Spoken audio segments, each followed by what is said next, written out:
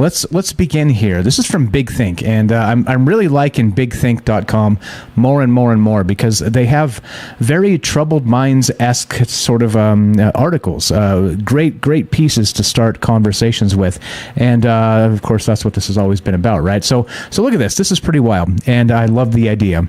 This was May 19th. It says, could an advanced civilization change the laws of physics?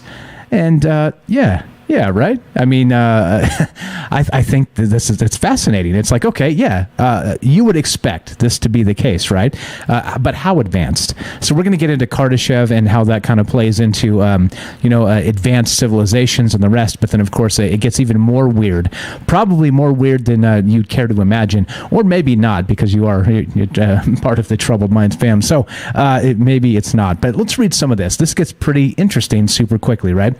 Do the laws of physics place a hard limit on how far technology can advance, or can we rewrite those laws? All right, that's where this begins, okay? And let's read some of this, blah, blah, blah. Okay, so if you're going to look for evidence of technologically advanced civilizations in the universe, you must start by considering what exactly you might be looking for. This is written by Adam Frank. He says, my colleagues and I in the NASA-sponsored Categorizing Atmospheric Technosignatures program spend a lot of time thinking about this. But there is a question that haunts me as much as it challenges the project. How far can a civilization go as it advances? All right. The question relates directly to the Kardashev scale, a topic we have covered before. We've talked about it on Troubled Minds as well. And of course, the Kardashev scale is all about energy harvesting. A Type 1 civilization in Kardashev's scheme can capture all of the energy falling on its home planet. A Type 2 civilization can capture all of the energy generated by a star. And a Type 3 can do the same for an entire galaxy. Harvesting the energy output of a whole galaxy seems pretty advanced indeed.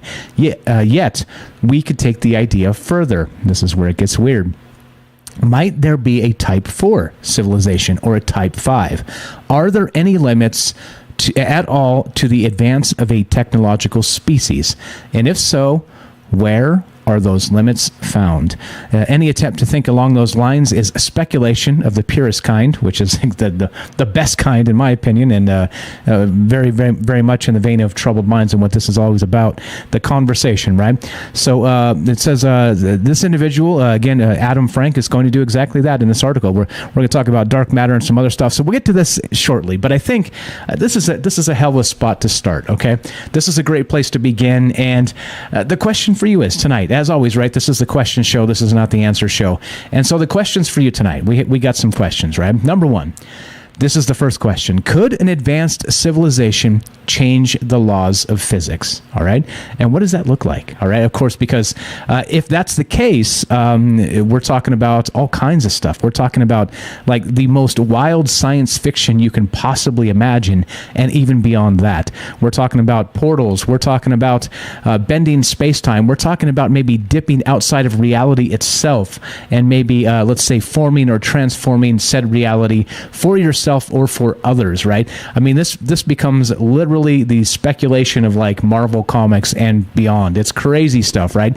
So that's the first question, right? Do you think that an advanced civilization can reach the point where they actually can change the laws of physics to suit themselves, to suit their civilization, to suit maybe interstellar travel, to, who knows, to maybe, let's say, transcend out of our reality entirely, right? Something like this, which is we're going to get to tonight. But that's what's on my mind. That's the first question, okay? The second question is, like I said, what does it look like? What can you imagine as far as the most advanced technological society ever? What does it look like? What is it controlling?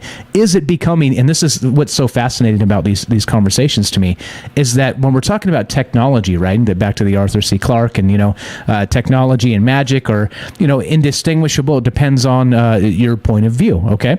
And of course, that means that if, you're technologically not advanced as a society, as a species, as a whatever, and something comes that is, you're going to think it's magic.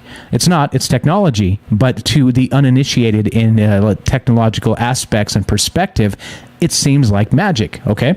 So how big and how deep does this magic go and get, right? What does that look like? That's the second question, right? How deep does this magic, technological magic go, and what does it look like, all right? And the third, we're going to get to the third because I haven't introduced it quite yet, but do you think it's possible that in terms of, let's say, a technological civilization advancing to the point where they do actually ascend outside of our reality, and maybe that's where actual evolution of a species or let's say a civilization itself actually leads us to what's known as the transcension hypothesis.